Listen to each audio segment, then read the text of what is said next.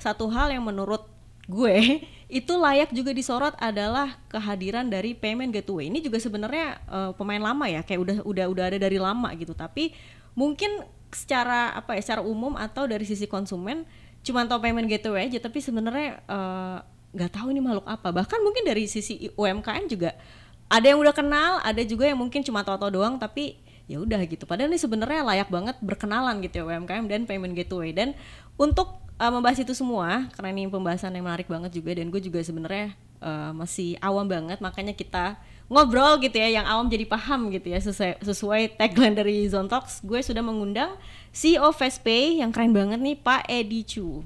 Hai Pak. Halo. Apa kabar nih Pak? Baik. Thank you banget Pak udah hadir di sini. Aku tahu banget Jakarta tuh lagi hektik banget, hujan, macet, kayak melelahkan gitu ya. Pasti. Jadi makasih banget udah hadir nih Pak. Thank you. Ya, thank you juga udah ngundang ya. Jadi ini satu momen yang spesial banget nih supaya kita bisa berbagi ilmu nih. Pak, makasih juga. Ini bahas soal transaksi online. Sebenarnya mungkin Pak ini udah bosan kali Pak. Tapi user-usernya pastinya harusnya sih kepo ya, karena sehari-hari aku yakin banget tiap hari itu pasti ada sih transaksi online yang kita lakukan gitu. Betul. Either itu buat transportasi online gitu ya, kayak sesimpel naik ojek gitu. Khususnya aku gitu ya. Tapi kalau misalnya aku boleh tanya nih Pak, tren atau transaksi digital atau online yang belakangan ini, atau mungkin dari tahun lalu deh sampai sekarang gitu, tahun keempat pandemi, itu kayak gimana sih Pak trennya? Atau mungkin ada trennya itu kalau mungkin 4 tahun yang lalu mungkin udah mulai terjadi ya. Mungkin zaman sebelum COVID ya, itu sudah mulai terjadi ya. Cuman semenjak COVID itu malah mendorong percepatannya itu. Pasti. Ya, kita lihat kayak toko-toko online ya, Instagram, ya kayak sosial media lah. Itu mungkin hal sesuatu yang nggak kepikiran masih foundernya Facebook misalkan, ternyata sosial media gue bisa dipakai buat jualan. Padahal diciptakan hanya untuk sosial media kan, untuk messaging gitu misalkan.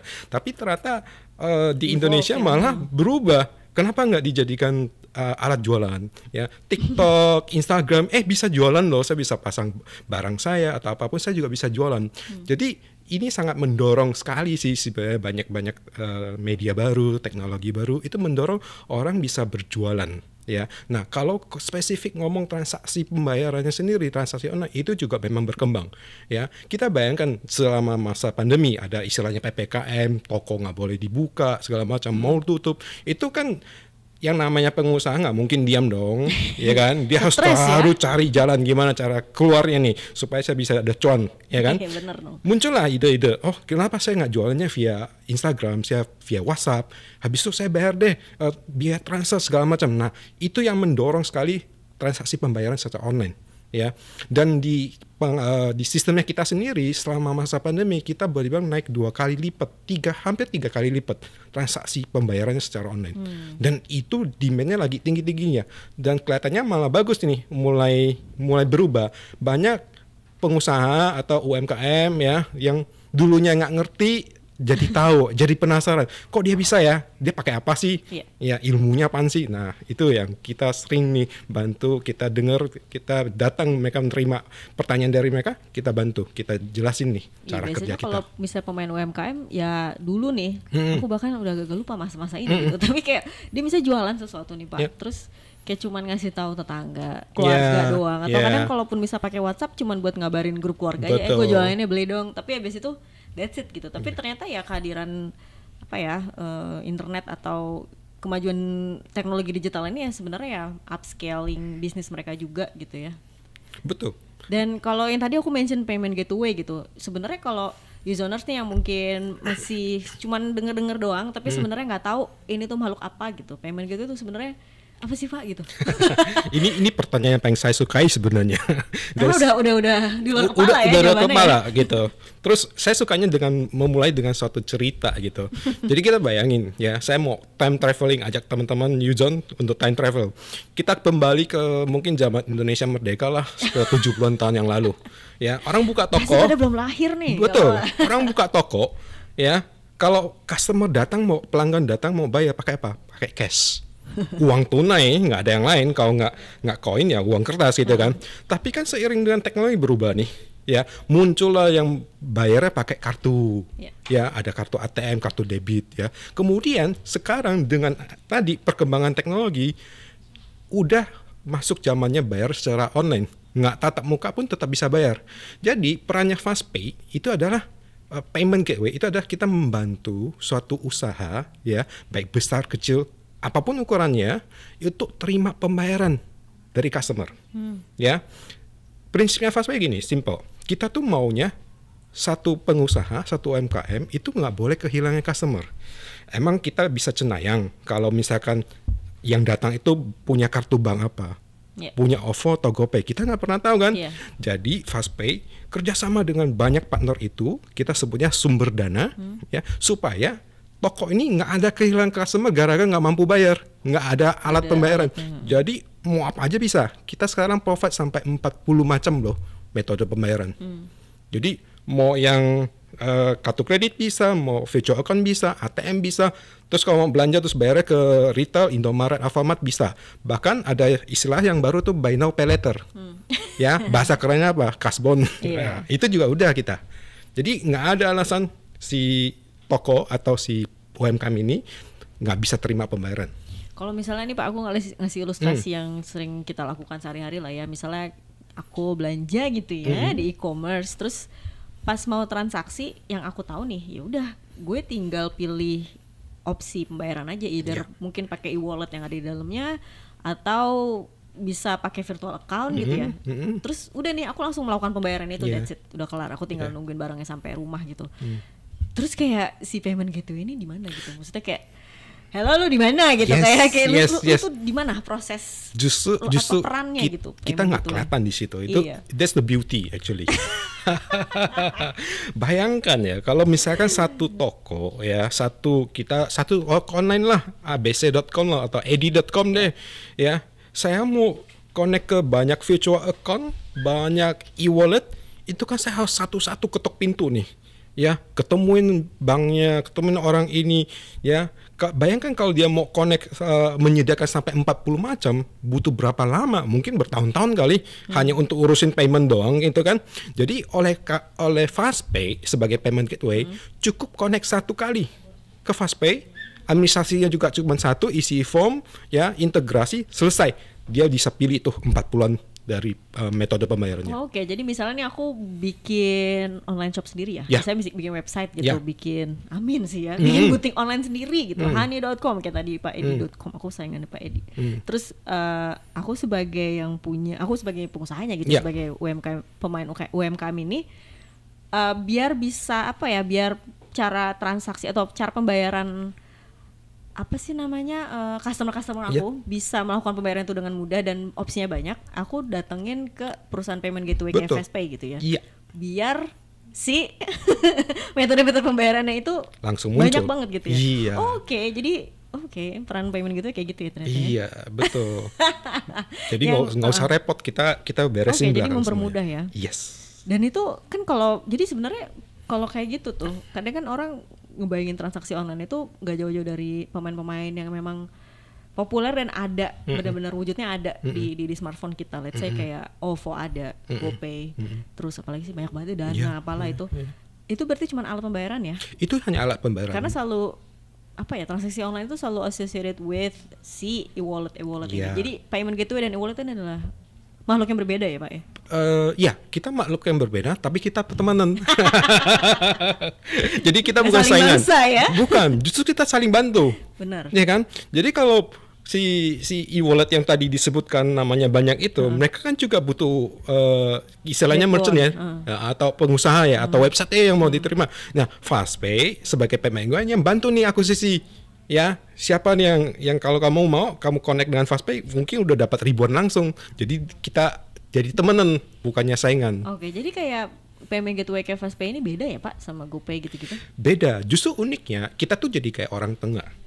Kalau bahasa kerennya sih middleman, ya. Jadi kita middleman nih yang bisa menggabungkan banyak kompetitor. Saingannya GoPay ada di sini, saingannya Mandiri ada di kita. Ya, kita jadi orang tengah yang ngumpulin yang di bawahnya pada berantem, tapi kalau di FastPay itu jadi temenan semua. Jadi satu.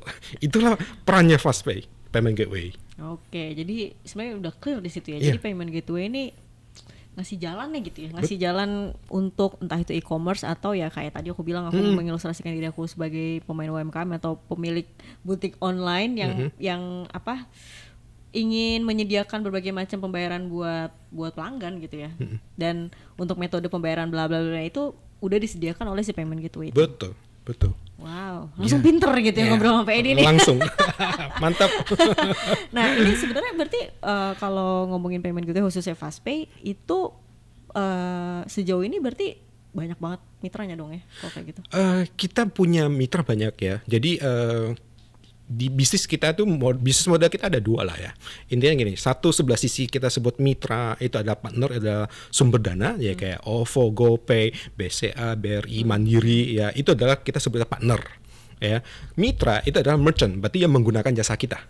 Oke. Ya, nah ini kita sudah nggak terlalu besar, kita punya sekitar 4.000-an lah. 4.000-an ya merchant atau bisnis yang sudah bergabung dengan FastPay. Dan itu di Indonesia semua Pak merchant? Semuanya di Indonesia. Iya, dan ini bagusnya teknologi ya. Jadi kita bertransaksi tanpa batas. Jadi di Indonesia dia ada di Bali atau dimanapun silakan bergabung dengan kita. Oke, ini sebelum aku break nih, aku mau nanya dulu. Dari 4.000 merchant tadi, UMKM-nya berarti maksudnya FastPay juga lumayan fokus di UMKM dong? Iya, lumayan. Meskipun tidak menjadi yang terbesar, ya kelompok terbesar di kita, tapi UMKM menjadi salah satu bagian dari kita. Ya, kita mempermudah UMKM ini.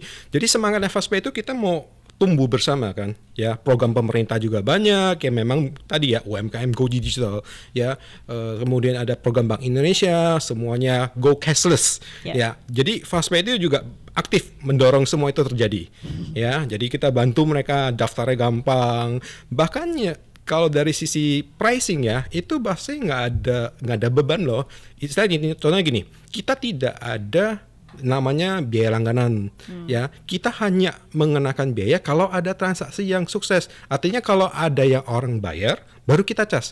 Jadi kalau misalnya 1 bulan nggak ada yang bayar ya udah nggak apa-apa, nggak usah khawatir, tetap gratis kok. Oke. Ini aku bakal ngulik lagi sih tentang peran payment gateway dan FastPay tentunya terhadap UMKM yang go digital gitu ya. Tapi kita break dulu deh, mungkin Pak Edi mau minum dulu gitu ya Pak, boleh, mau selonjoran gitu. Jadi jangan kemana-mana ya, stay tune ya.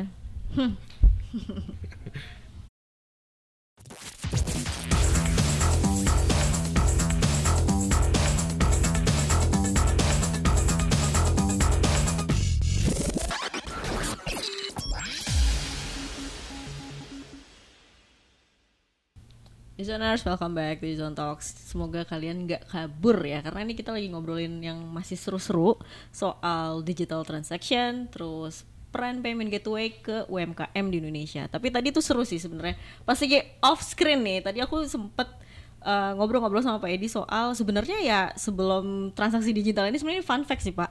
Dulu apa? Tadi ada yang namanya mobile banking ya? Betul. Itu apa? Maksudnya kayak aplikasi perbankan mobile atau jauh lebih jadul dari sekarang atau gimana? Lebih jadul dari kepo sekarang sih sebenarnya itu juga ya layanan perbankan yang kita kembangkan melalui jalur telekomunikasi, telepon seluler lah. Jadi mitra-mitranya nih operator seluler. Iya betul. Jadi orang bisa pakai handphone zaman dulu ya.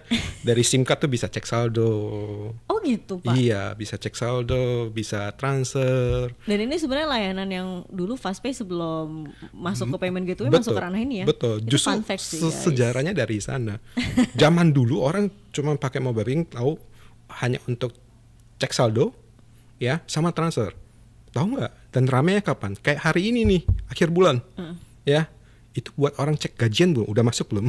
Itu transaksi naik. Ceknya lewat SMS Pak? Apa sih? Mobile banking, SMS di dalamnya SMS, betul. Soalnya kalau dengar mobile banking, aku sebagai aku sih milenial nih harusnya ya. Kalau dengar mobile banking di otak aku kayak aplikasi perbankan di handphone gitu loh. Tapi beda ternyata ya sama M-banking. M-banking itu di SIM card zaman dulu. Jadi sistem toolkit ya. Jadi Karena namanya kan dulu memang mobile zaman banking. fitur phone tuh nggak bisa install, nggak mana ada Android, Iya.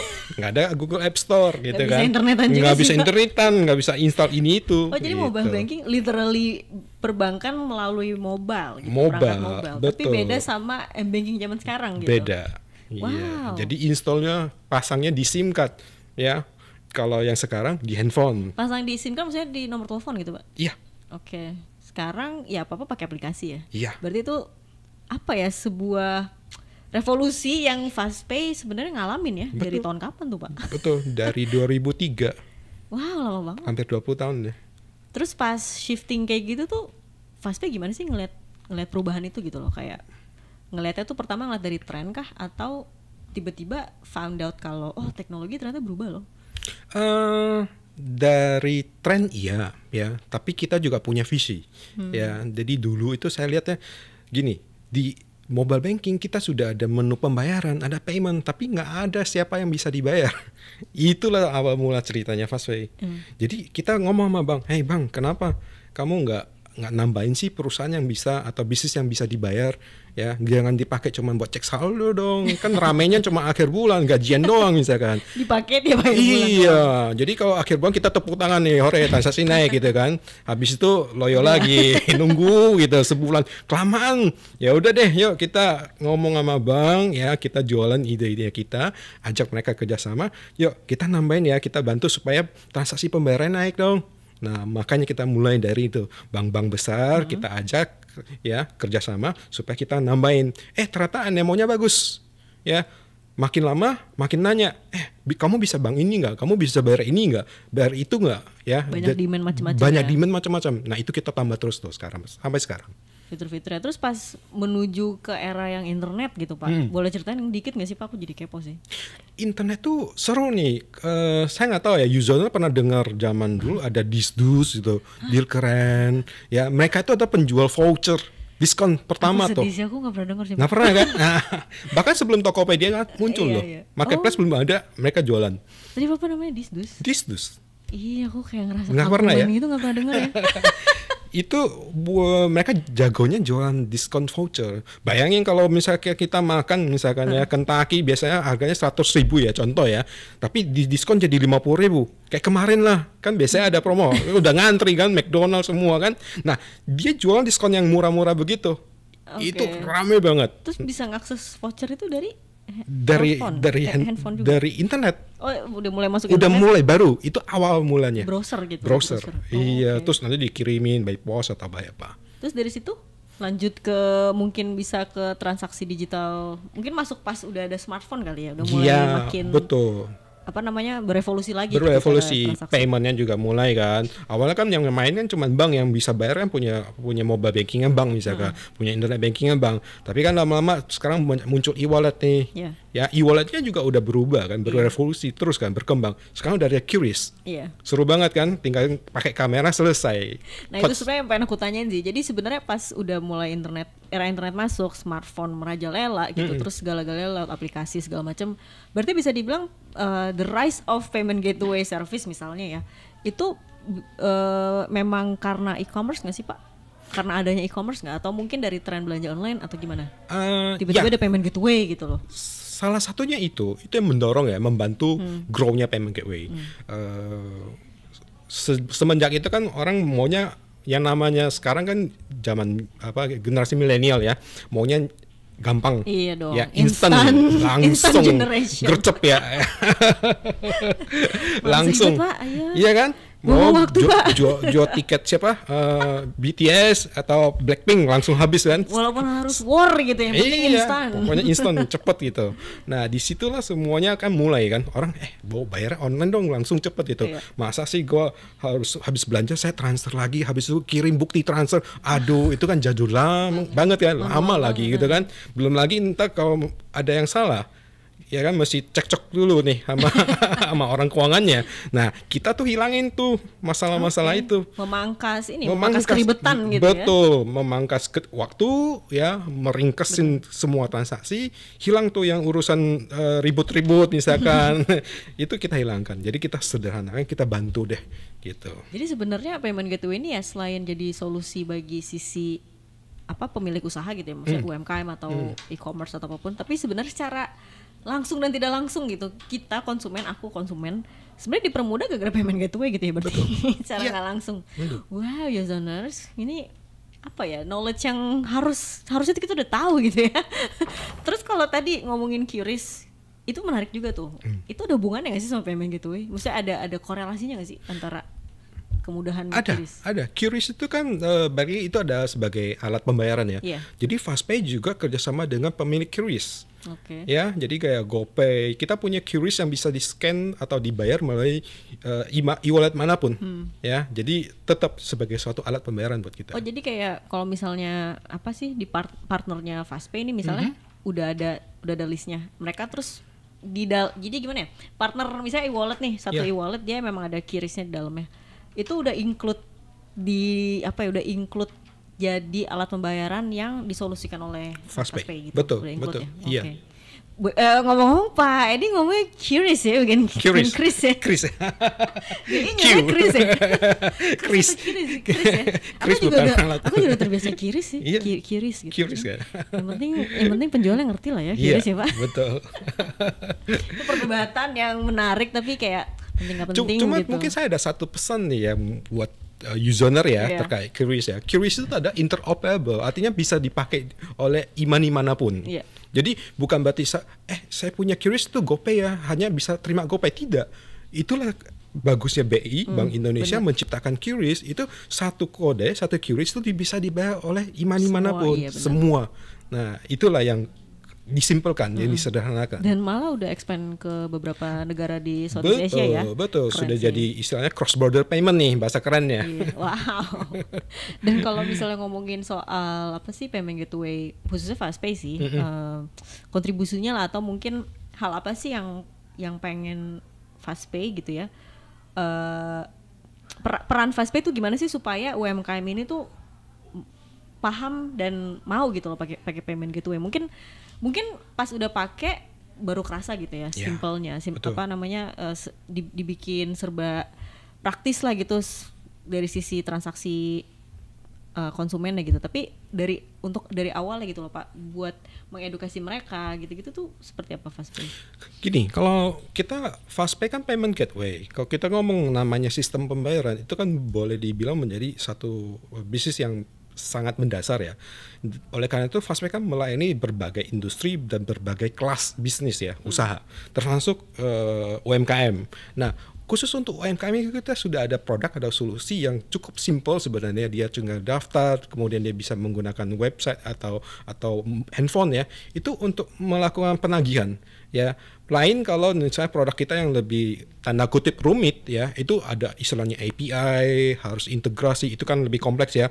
Ya user kalau belum mampu nggak apa-apa, pakailah yang lebih simple ya. Kita punya FastPay billing misalkan, itu kayak nagih orang pakai online invoice gitu. Bayangkan misalkan saya kirim ke Hani, terus terima email ya, email bisa diklik nih, tinggal bayar mau pakai apa.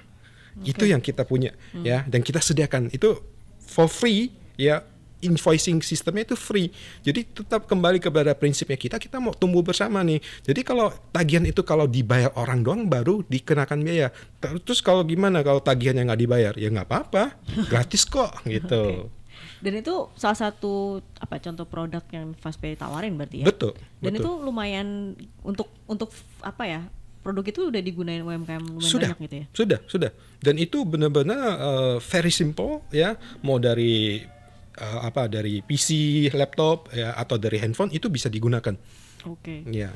Tapi kalau tantangan untuk mengedukasi UMKM biar mereka paham atau mereka bahkan tertarik lah untuk pakai payment gateway, itu susah nggak sih Pak atau gimana? Lumayan. Kadang mereka merasa kalau payment gateway itu ribet kali ya, ini perusahaan apaan kan? Karena mungkin satu nggak gitu kenal gitu kan. Wah ini mesti pakai apa nih? Terus kayak butuh bayar orang nggak sih untuk pakai FastPay misalkan? Ya karena kan? mungkin UMKM itu apalagi kalau misalnya mereka nggak semua, kalau menurut aku ya kayaknya nggak semua UMKM tuh bisa langsung melek, bukan bisa langsung lah, maksudnya belum terlalu paham lah gitu loh Pak sama perkembangan teknologi. Mungkin yang mereka tahu e-wallet doang kayak Betul. ya gue mau orang bayar ya tinggal pakai GoPay aja atau transfer gitu. Tapi mereka nggak paham nih seluk-beluk payment gateway-nya. Betul. Itu challenge-nya gimana, Pak? Ya, itu salah satu challenge utama sih sebenarnya, dan justru banyak kita lakukan edukasi ya. Kita kan mau ya, namanya bisnis itu kan kalau supaya dia bisa berkembang kita harus bantu kan. Jadi apa yang kita selalu sosialisasikan atau kita edukasi ke market adalah para pengusaha ya, UMKM, kamu mendingan fokus pada produkmu, ke urusan pembayaran ya, urusan collection ya, itu biar Fastpay aja handle. Caranya daftar aja, nanti kita ajarin semua kok ya. Jadi nggak usah pusing gitu. Itu yang selalu kita ajarin, dan mereka lumayan mulai melek ya. Kadang kan mereka, contoh misalkan yang mau lebih repot, saya mau pakai SEO apaan, itu kan juga satu hal yang baru kan. Sebenarnya UMKM, gue bikin website susah amat sih harus pakai SEO segala macam. Nah sama juga dengan payment gateway sebenarnya ya. Payment gateway sebenarnya juga tidak memiliki tingkat kesulitan yang sangat tinggi ya, maksudnya simple banget kok. Kamu join aja, pakai produk yang kita miliki, dan pakai aja seadanya. Kalau ada transaksi baru berbayar kok. Ya, jadi tidak ada beban. Jangan mengira kayak langganan internet atau langganan apa gitu ya, yang tiap bulan harus bayar meskipun nggak ada transaksi. Ya itu kan nggak cocok dengan semangatnya Fastpay nih. Ya, pokoknya kita mau bantu. Kalau dia ada transaksi baru kita cas kok. Simple. Bahkan aku sempat sekilas mikirnya kayak gitu loh, Pak. Kayak subscribe. Oh enggak. Layanan kayak gitu. Ternyata enggak ya. Enggak.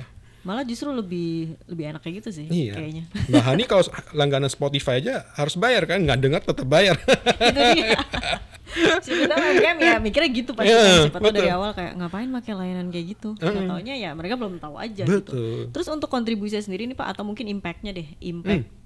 Kalau misalnya UMKM menggunakan payment gateway, itu kayak gimana impact-nya gitu? Ketimbang dia nggak make misalnya. Oh, udah pasti dari sisi keuangannya ya, dia udah nggak usah repot, catat manual ya. Satu deh, terima orang pembayaran. Saya kasih contoh misalkan masalah yang very real ya, yang sering terjadi.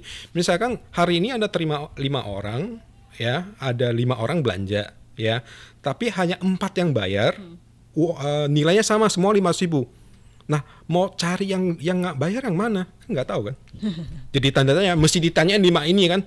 Kamu udah transfer belum? Kamu udah transfer belum? Nah, kalau sama Fastpay enggak. Fastpay itu sudah ada nomor uniknya, VA numbernya misalkan sudah ada. Jadi tinggal masuk ke dashboardnya kita sebut dashboard atau merchant page, itu bisa dicek nih transaksi mana yang sudah bayar, mana belum, meskipun angkanya sama.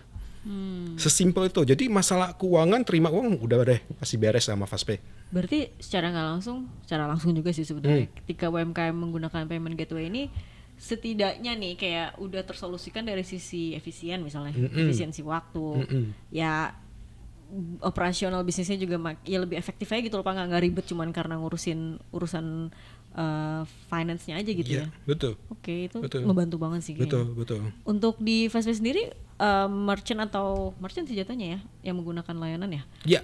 UMKM udah berapa persen ya Pak? Kalau boleh mungkin sekitar 10% ada. Dan kayak apa ya, strateginya gimana Pak biar apa mungkin di tahun ini ada strategi nggak sih Pak untuk bisa meningkatkan 10% itu gitu dari 4.000 tadi? Kita terus melakukan banyak event ya. Kita kerjasama dengan bank ya, dengan timnya asosiasi juga. Kita banyak melakukan istilahnya edukasi lah ya. Apa itu payment gateway? Jadi banyak juga mungkin orang pikir kalau fintech tuh cuma pinjol, ya kan? Cuma e-wallet. Payment gateway tuh kayak tersembunyi gitu loh, malu-malu gitu ya, bisnis banget gitu, nggak tahu gitu, nggak kenal. Nah itu yang kita sering lakukan sosialisasi. Fintech pinjol banget bener. Betul, iya, fintech itu pinjol kan, equalin situ. Ya, udah apa ya, orang udah top of mindnya kayak gitu, padahal nggak juga ya. Betul. Apa namanya, sebenarnya pernah juga nggak sih, pasti mungkin ada riset atau I don't know, kayak misalnya nih UMKM nih sebenarnya yang dibutuhin dari, maksudnya gini, kenapa UMKM tuh mau pakai payment gateway gitu loh, kayak apakah mereka permasalahannya tuh memang sulit mengatur finansial atau instrumen-instrumen untuk apa ya, untuk tadi ya, untuk membukukan transaksi, apakah memang serumit itu atau gimana? Kalau UMKM-nya cuman ngotot misalkan cuman pakai satu aja, misalkan bank transfer misalkan, nggak mau pakai payment gateway, cuma bank transfer, banknya A gitu, bank A gitu ya. Terus akibatnya satu, dia kan pasti tadi kan ada kemungkinan dia bisa kehilangan customer karena Benar nggak banget. ada rekening Iya. itu misalkan, ya. Dan orang kadang sesimpel malah saya kena Malah biaya saya admin kena biaya admin walaupun gitu, cuma 6.000 betul. ya Pak. Iya, rekening banknya, bank saya ada iya. di C gitu. Kamu punya penjualnya bank A gitu kan, kena biaya Tapi ternyata itu ngaruh banget Ngaruh ya loh. dari sisi konsumen ya. Betul. Nah, itu juga ada satu hal. Belum lagi UMKM kan juga sekarang lagi booming kan. Artinya pasti ada UMKM yang lagi tumbuh nih. Iya. Ya, kalau semakin tumbuh kan transaksi makin banyak. Iya. Sehari mungkin bisa 100, 200 transaksi, packingnya segala macam. Nah, pembayarannya gimana? Nah, ini kita bantu supaya ngurusin ini. Jadi daripada suruh orang plototin entah matanya salah itu kan, ya udah pakai payment gateway aja deh. Lebih gampang. Iya, kalau pekerja manusia ya bisa seliwer juga sama mata. Betul. Apalagi angkanya sama, banyak nolnya enggak. Tapi menarik deh kalau ngomongin tadi teknologi, apa misalnya nih perusahaan payment gateway misalnya kayak Fastpay ya. Ya pasti mungkin sekarang timnya engineering, tim developmentnya pasti banyak banget gitu. Mungkin nggak sih Pak kedepannya mungkin pakai teknologi AI gitu Pak buat ngurusin kayak gituan untuk pengembangan teknologi. Betul, tapi kedepannya akan ke sana ya AI. Terbuka ya Pak berarti. Terbuka sekali ya. Mungkin ya ini hanya mimpi nih, cita-cita nih ya ceritanya. Siapa tahu nanti AI bisa ngedetect nih. Mbak Hani habis beli baju, besok mau beli apa lagi? Udah disiapin, besok udah ada iklannya. Wow. Iya, jadi kalau mau AI-nya udah benar-benar udah canggih banget deh. Gitu. Itu berarti bisa banget arah ke sana gitu Pak ya. Karena AI juga sekarang lagi heboh banget sih Pak. Iya, betul. Berarti untuk teknologi AI di payment gateway itu bukan tidak mungkin gitu ya. Iya, betul. Dan ini udah mulai diterapkan kok. Kadang ini AI-nya lebih banyak sekarang dimanfaat di fraud detecting system gitu ya. Jadi pendeteksi fraud gitu. Jadi contoh nih. Okay. Jadi kita ngomong ini agak teknis sedikit, tapi kita memang ngalor ngidul biasa. Oke, tapi ini lebih ke teknologi misalkan kartu kredit gitu. Jadi sistemnya kita tuh bisa mendeteksi misalkan Edi ya belanja barang di e-commerce ya pakai kartu kredit Indonesia tapi dikirimnya ke Singapura misalkan. Nah, itu udah jadi tanda tanya. Kenapa Pak? Ya karena kalau dia adalah pemiliknya Indonesia, alamatnya pemilik kartunya ada Indonesia, kartu Indonesia tapi dikirim untuk tempat lain. Nah, itu ada kecurigaan, tanda kutip bisa jadi ini kartu curian. Oke. Kalau kita belanja kan ngapain saya kirim ke tempat lain gitu kan? Buat jadi kado. Nah, buat kado oke. Tapi kalau angkanya gede-gede tiba-tiba kalau yang agak ekstrim misalnya kartu Amerika belanja di Indonesia tapi kirimnya ke Afrika. Itu ekstrim banget hidupnya iya. ya. Oh, jadi bisa mendeteksi activity yang agak-agak Betul. ini ya. Anomali lah kita sebutnya. Jadi patternnya aneh-aneh gitu kan. Itu udah berjalan tuh kayak Kita gitu. udah jalan. Oh, di Fastpay sendiri udah jalan. Udah jalan. Jadi kita juga comply ya ke Bank Indonesia, PPATK ya. Jadi kayak pola-pola orang tiba-tiba biasanya transaksi 100.000 tiba-tiba melonjak dari 10 juta. Nah, itu muncul tuh ya. Atau sebaliknya setiap hari 5.000 tapi rutin banget ya. Sampai sebulan gitu. Ini ngapain ya gitu. Itu jadi pertanyaan. Dan itu udah sejak kapan Pak menggunakan teknologi? Mungkin sekitar 3 tahun yang lalu kita udah mulai. Udah mulai ya. Iya, betul. Dan pasti ada aja activity kayak gitu Pak. Ada. Yang anomali-anomali Betul, gitu. betul. Selalu ada. Selalu ada. Iya. Berarti impactnya apa ya? Maksudnya ya bukan sekedar memberikan solusi untuk kemudahan pembayaran bagi si pemilik usaha UMKM, tapi ya dari sisi teknologi juga tetap bisa ini ya keep up gitu loh Pak. Betul. Untuk terus mengupgrade layanan dari Upgrade sisi layanan, betul. Wow. Iya. Jadi kita terus lah mengembangkan diri kan. Dan kita juga maunya pembayaran nanti makin lama makin mudah ya. Kalau kita lihat di beberapa negara berkembang, mereka sudah bisa pakai voice command tuh untuk bayar. Ya, kita kan sekarang masih pakai QR. Ya, saya kira mungkin nggak lama lagi di Indonesia juga akan bisa pakai face recognition misalkan. Lihat kamera udah bayar, kedip sebentar bayar. Tapi bahaya juga ya, terlalu gampang. Tapi tetap menarik sih Pak kalau ngomongin soal ya lain-lain kayak gitu, tapi disambungkan atau direlatekan ke perkembangan teknologi gitu loh ya, dari mulai voice command atau mungkin tadi face recognition. Itu security juga berarti juga harus diperhatiin dong Pak. Betul. Dari sisi Fastpay ya. Betul. Jadi itu juga ya kita lagi menganalisa lah ya. Artinya mungkin ini masih taking baby step istilahnya ya. Jadi bertahap kita lihat analisa seperti apa, mungkin kedepannya kita bisa kembangin hal yang lebih seru ya, yang lebih gampang. Pokoknya intinya kita akan mau menggampangkan transaksi pembayaran, tapi tentunya tetap selalu aman. Itu adalah kuncinya sih. Tapi kalau kayak penggunaan teknologi yang makin canggih kayak gitu, itu berarti untuk sisi perusahaan payment gateway-nya aja ya. Maksudnya ketika merchant nih UMKM let's say atau mungkin korporasi besar mau pakai layanan payment gateway khususnya FastPay, maksudnya gini loh, si teknologi canggih ini tuh apa yang dirasakan si merchant ketika FastPay sudah menggunakan teknologi canggih itu gitu loh Pak? Kita akan memudahkan waktu tadi, kembali memotong waktu ya. Kalau dulu misalkan kita kalau keluarin uang 100 ribu ya, untung nggak ada pecahan 1 juta kita ya. Jadi kalau keluarin 100 ribu kembali 50 ribu atau kembalinya uang receh, itu kan susah kan, satu proses kan, bisa berapa menit gitu. Tapi kan lama-lama orang ini, apalagi milenial, mau makin lama makin instan aja, ya makin cepat. Makanya kita akan lihat nih perkembangan dari kayak first recognition, face detection, semua akan dikembangkan ke sana supaya gampang sekali bayarnya gitu. Jadi kayak misalnya nih yang tadi AI bisa mendeteksi fraud misalnya, berarti merchant-merchant di FastPay bisa lebih secure gitu Pak. Ketika si layanan payment gateway ini ya sudah menggunakan teknologi-teknologi tersebut. Betul. Nah makanya kan dari yang nama transaksi keuangan itu kan bukan cuma masalah cepat ya, cepat tapi kalau banyak bocornya juga percuma dong. Sedih deh. Iya, hilang nggak ada cuan gitu kan.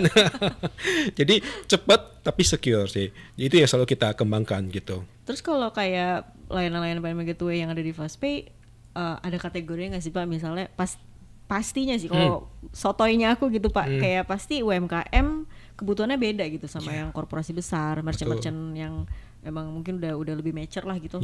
Berarti banyak layanan-layanan yang dikategorin gitu atau gimana di FastPay? Banyak. Kita banyak. Kita sebut industri ya. Kita kategorikan itu sampai 21 sektor industri. Ya, tergantung beda-beda. Ya, kalau yang kita ngomong bisnis besar dulu lah ya. Bisnis besar misalkan e-commerce, kebutuhan e-commerce dengan kebutuhan perhotelan tuh totally beda. Ya kan, kalau e-commerce yang ngomongnya barang, ya pengiriman, ya kan, logistik ya kan. Tapi kalau kita ngomong perhotelan mungkin ngomongnya room number ya, tipe kamar atau apapun itu totally beda gitu. Nah, di level UMKM juga hal yang sama gitu sih. Ada yang mungkin bisnis UMKM di food and beverage ya, makanan, kuliner ya, itu kan berbeda sekali dengan misalkan UMKM mainnya di e-commerce misalkan, produksi barang, itu berbeda sekali. Oh gitu. Jadi macam beda-beda ya. Betul. Dan itu memang defaultnya memang ada kategori-kategori seperti itu. Betul. Kebanyakannya kalau di FastPay merchantnya UMKM-nya bergerak di mana tuh Pak? Kita banyak yang di e-commerce sih. Ya, kita banyak di e-commerce. Salah satunya sebenarnya kita juga membantu atau mendorong UMKM kita nggak cuma go digital, tapi go international. Gitu. Kenapa? Karena tadi metode pembayaran. Salah satu misalnya kartu kredit. Ya, dia bisa pakai kartu kredit supaya bisa orang asing itu bayar ke Indonesia, bayar UMKM ini dengan mudah. Itu. Ada mungkin layanan lain yang dipakai, misalnya kayak contoh misalnya pernah dengar PayPal ya, tapi kan PayPal perusahaan asing, ngapain sih pakai asing, pakai lokal. Ribet sih. Iya, betul. Kalau bukan perbandingan, mungkin antara tadi partner dan merchant, kalau merchant tadi 4 ribuan ya Pak, kalau partner berapa Pak di FastPay? Partner kita sekarang ada sekitar 40-an partner. Lumayan banyak ya. Iya, betul. Dan itu biasanya yang lumayan common. Iya. Jadi bank-bank besar ya, e-wallet yang besar-besar itu kerjasama dengan kita ya. Oke. Di FastPay sebenarnya aku suka denger lah gitu, walaupun ada beberapa juga pemain payment gateway yang populer juga gitu Pak. Kalau ngeliat persaingan payment gateway di Indonesia gimana sih Pak? Cukup sengit sih sebenarnya. Cukup sengit sih, tapi iya dong. sehat. Harus. Tapi kalau nggak ada kompetisi kan nggak seru ya, gitu kan. Main sendiri, ya kan. Justru kalau misalkan ada maju malah Pak. Betul. Ya namanya kalau mau maju harus ada perlombaan kan. Jadi dari kita sih welcome banget ya. Justru terkadang kita mungkin dilihatnya di pasar bersaingan, tapi kita sendiri juga berteman, ya kan. Kita sendiri kalau payment gateway sekarang baru launching ada asosiasi payment gateway, ya. Jadi perkumpulan lah teman-teman yang senasib kali. Main di payment gateway senasib. Beban. Betul. Tapi balik lagi payment gateway itu kan kita sebagai penyedia jasa ya. Ya. Jadi bisnisnya di jasa, kita tuh selalu mementingkan yang namanya kepuasan pelanggan, keamanan keuangan ya. Jadi kita juga selalu menyarankan atau mengedukasi ya. Jadi kalau mau pakai payment gateway itu pastikan mereka sudah memiliki izin di Bank Indonesia. Jadi jangan yang ilegal deh, yang nggak jelas itu sebaiknya tidak. Ya, karena tanggung jawabnya payment gateway tadi memindahkan uang kan. Jangan sampai uangnya udah dibayar tapi bawa kabur. Jangan dong. Ya, itu yang salah satu tugas utamanya payment gateway. Oke, ini Pak, pasti harusnya sih Pak Edi update lah ya. Kan kita tahu nih kayak tahun, aku bahkan lupa deh, akhir 2021 deh kalau nggak salah. Ada salah satu perusahaan startup sih, startup payment gateway yang tiba-tiba jadi unicorn nih Pak. Unicorn pertama lah dia di fintech. Kalau Fastpay nih termasuk startup juga nggak sih Pak? Kebetulan tidak ya. Memang perusahaan sudah lama ya? Iya, kita kebetulan ya uniknya Fastpay itu kita conventional company, tapi ibaratnya berani mati aja nih kompetisi di dunia startup. Maju ke medan perang. Betul, maju ke medan perang lawannya startup gitu kan. Tapi kalau saya lihat sendiri ya, market Indonesia tuh luas sekali, potensial sekali. Ya kalau kita ngomong UMKM aja, itu kan puluhan juta. Ya itu nggak mungkin bisa dikuasai oleh satu pemain. Benar. Ya mau dia unicorn atau siapapun, ya kuenya masih besar kok. Ya jadi kita nggak takut sih. Jadi masih banyak segmen yang masih belum tersentuh. Ya kita masih tetap berkembang kok. Oke, jadi kalau ngelihat pemain ya startup tuh berarti kalau misalnya ngeliat Fastpay sebagai perusahaan yang udah lama gitu ya. Terus sekarang udah banyak bermunculan bahkan startup fintech yang usianya pastinya lebih muda nih dari Fastpay. Tapi ya ketika kita mendengar ada startup fintech payment gateway dan dia unicorn, tandanya dia lari tuh Pak, lari benar cepat banget gitu. Dan Fastpay ngeliat itu bukan sesuatu yang threatening ya Pak? Tidak. Jadi kalau saya melihatnya gini, karena ini pengalaman saya pribadi juga di transaksi keuangan ya, di mobile banking tadi misalkan. Jadi kalau kita ngomongnya bisnis pembayaran, ya itu adalah bisnis yang ibaratnya yang nafasmu harus panjang, kayak lari maraton. Jadi bukan nge-sprint nih, ya. Jadi kita nggak mau ya namanya kalau nge-sprint kan nanti nggak lama kan, sekian tahun. Cepet doang ya. Iya, cepat doang, habis itu finish selesai gitu. Nah kalau kita nggak, kita maunya long term, ya. Jadi kita benar-benar membangun suatu infrastruktur ya, pembayaran yang bagus, kerjasama dengan bank yang bagus. Kita selalu setia melayani merchant kita atau customer kita dengan semaksimal mungkin. Itu yang kita bangun. Karena gini, kalau namanya keuangan itu kan juga trust kan, masalah kepercayaan. Ya, kalau perusahaannya baru, nggak kenal tapi dia besar sekali tapi belum punya pengalaman, ya mungkin orang akan berpikir dua kali sebelum tanda kutip menyerahkan masalah keuangan nih. Ya, uang kan sensitif nih, kalau nggak percaya mana gue kasih gitu kan. Kita Mbak Ani mau nih kasih tiba-tiba 1 juta ke orang yang di tepi jalan langsung lewat, kan kita nggak, pasti minimal harus tahu dulu itu siapa. Ya, jadi percayakan kepada company atau payment gateway yang memang udah dipercaya ya, yang udah punya pengalaman, punya izin tadi tentunya ya, supaya keuangannya juga aman ya, jangan cuma dibantu ya tadi menyelesaikan masalah tapi tiba muncul masalah besar, uangnya dibawa kabur. Itu kan repot. Tapi itu ini maksudnya untuk perusahaan payment gateway apa ya, untuk kejadian-kejadian aneh kayak gitu Pak, yang uang dibawa kabur gitu-gitu tuh masih emang ada chance-nya Pak? Selalu ada karena kan yang namanya pemindahan uang itu kan payment gateway salah satu perannya memindahkan uang kan. Uang yang diterima dari customer banyak orang itu kan harus diserahkan kepada merchant. Ya. Nah, itulah tugas utamanya payment gateway. Nah, kalau seandainya manajemen perusahaan itu tidak benar, ya bisa jadi uang yang diterima itu disalahgunakan atau tidak disettle ya, istilah tekniknya itu tidak disettle kepada merchant. Gitu. Nah, kalau di Fastpay kita tuh punya satu service level ya. Uang yang kita terima dari bank ya atau dari partner kita itu dari hari yang sama harus kita serahkan kembali kepada merchant. Ya namanya uang modal kan harus berputar dong. Ngapain Fastpay tahan? Itu nggak boleh. Buat kita itu hal yang tidak boleh dilakukan. Kita harus secepatnya serahkan kembali kepada merchant. Nah, itu cara meyakinkan let's say UMKM lah ya. Karena aku di sini concernnya lebih ke UMKM lah. Ya. Meyakinkan UMKM kalau payment gateway service ini tuh aman, terlepas kalau misalnya kita tadi ngomongin AI bisa detect fraud, itu kan memang pas sudah implementasi layanannya lah ya. Tapi untuk as a whole service lah si payment gateway ini, cara meyakinkan UMKM kalau lu pakai service gue lah, ini aman loh gitu. Itu Yeah. cara meyakinkannya gimana Pak? Biasa kita mulai dari izinnya kita, karena izin itu kan bukan hal yang gampang yang diperoleh ya. Pasti udah ada serangkaian tes segala macam dari Bank Indonesia, ya. Kemudian lihatlah partner yang bekerja dengan payment gateway itu. Nah kalau FastPay itu kan kita kerjasama dengan bank-bank besar ya. Ya tentunya bank-bank besar juga nggak sembarangan pilih partner dong, ya kan? Dia juga harus mau pilih yang memang proven ya. Nah makanya kita bisa melihat dari sisa sana. Ya, yang terakhir mungkin bisa juga dilihat dari jumlah atau customer lain yang udah pakai payment gateway tersebut. Gitu. Oke.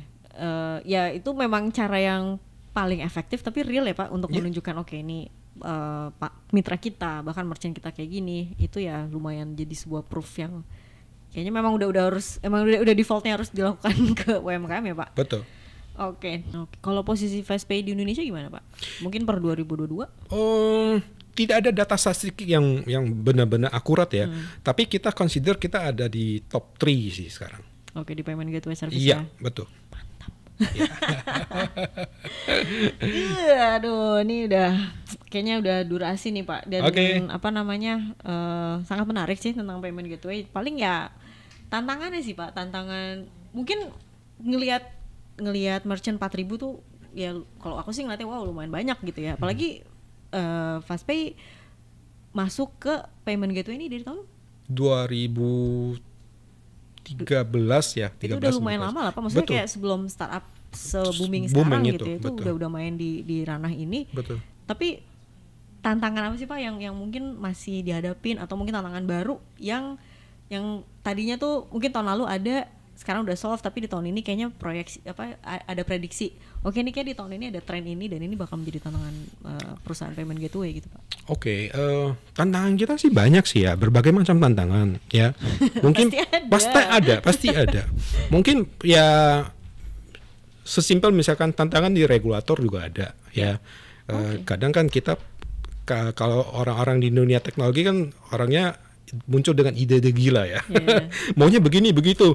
Orang tiba-tiba regulator pasti bilang tunggu dulu ini apa nih. Ya biasa kita harus butuh waktu yakinkan mereka. Itu salah satu tantangan di regulasi ya kan. Jadi kita harus bisa meyakinkan bahwa apa yang kita melakukan itu benar ya dan aman misalkan ya.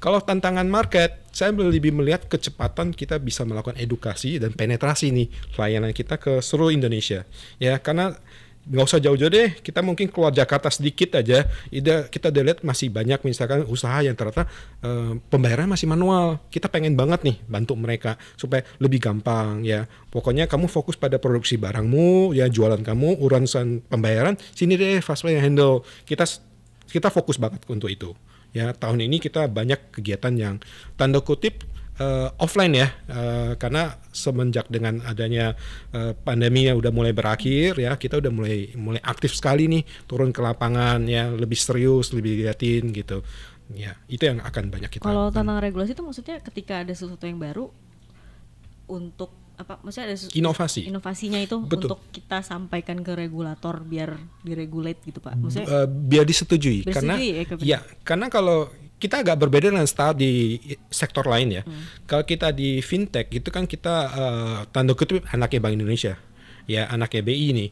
Jadi setiap pengembangan produk atau apapun kita harus lapor dan kita minta persetujuan.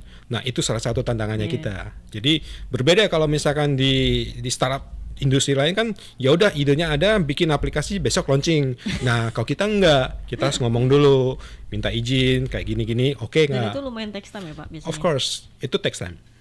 Ya, tapi ada bagusnya juga. Jadi saya melihatnya BI itu sebagai kayak mentornya kita lah ya.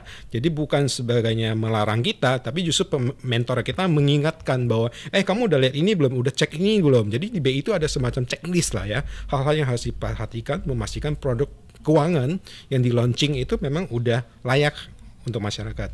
Oke. Kalau untuk ini Pak, untuk apa proyeksi advancement atau mungkin kemajuan ya kayak perkembangannya gitu lah.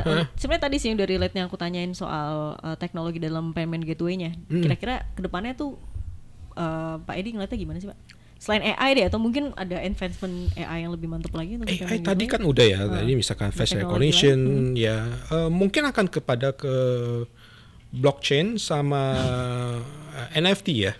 Oh gitu. Betul. Maksudnya itu bakal relate ke payment gateway, Pak? Lebih pembayaran kepada ini, bukan NFT. alat pembayar, lebih kepada sertifikasinya. Oke. Ya, jadi misalkan kemarin saya ada ketemu startup yang main NFT untuk sertifikat, misalkan sesuatu barang, properti ya, jadi itu benar-benar non fungible. Ya, NFT banget itu. Kalau sekarang kan masih kertas atau QR mungkin ada datanya. Mereka sudah main ke arah sana gitu. Jadi mungkin besok bisa belanja sesuatu emas misalkan, ya, tapi udah ada NFT-nya gitu. Oke. Jadi keabsahannya benar-benar terbukti gitu. Oke, biar lebih eligible aja Pak Eligible. ya kalau misalnya kayak gitu. Betul. Oke, ini mungkin pertanyaan terakhir nih Pak. Oke. Edi tim cash atau cashless nih Pak? Saya pengennya cashless ya, tapi kalau udah turun ke lapangan di jalan kadang masih butuh cash. Ya gitu. Jadi pilihnya apa nih Pak? Saya pilihnya cashless. Cashless ya. Betul. Aku juga cashless banget, walaupun kadang suka nyesel juga nih. Kayak, kenapa sih gue nggak ada cash? Kadang suka tiba-tiba butuh gitu loh Betul, Pak. betul. Saya pribadi ya, kalau ditanya, Pak Edi udah berapa lama nggak ke kantor cabang? Saya mungkin harus hitung dulu ya, berapa tahun malah. Udah nggak kantor cabang, bang gitu. Udah langsung aja kan, kita udah mulai internet banking semua tanpa harus ke bank kok. Dan memang mau ke arah sana juga ya Pak? Iya, Rakyat betul. Indonesia ya. Betul, betul. Oke, Zoners, ini tadi CEO Fastpay Pak Edi Chu sudah sharing banyak hal.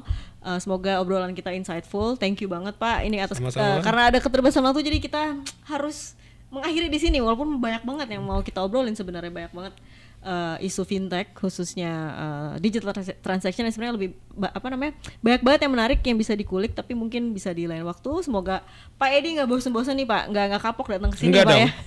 Bikin seri 2 Anda. Insya Allah ya, kayak menarik part 2 kayak di Iya, TikTok ya. part 2. benar.